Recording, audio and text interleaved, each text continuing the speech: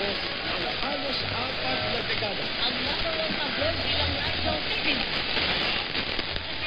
Ang pag-ibig sa balita. Ilang pagtatagpita. Para kumpleto rin doon, dala namin ang mga balitang sport.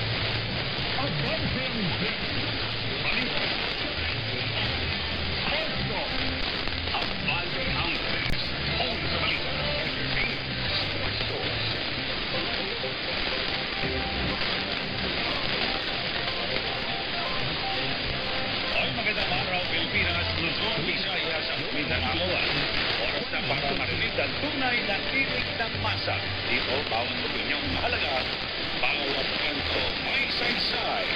Sama-sama nating imayin ang mga napapanahong isyo at tuklasin ang mga kwentang dapat mapakinggan at maghatid ng impormasyon na swak sa inyong araw.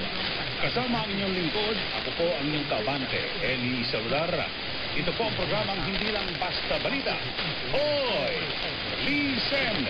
At siyempre, ngayon po yung araw ng Webes, April 16, 2026.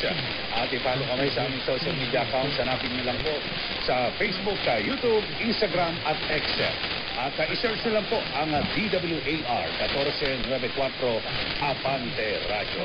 Napapanood rin kami sa Sky Cable Channel 85, Converge Channel 79, Plus TV, TCL Smart TV.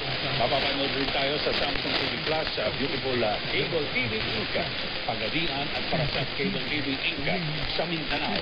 Napapanood rin tayo sa mga abante sa Cable Link at available na rin po tayo sa North America via Amishan TV at Kapit Bahay Hako. At sa magala, oras na natin na oras 4:03 ng hapon at tuloy tayo sa ating mga balita dito pa rin sa Abante Radio sa Hoy! Listen!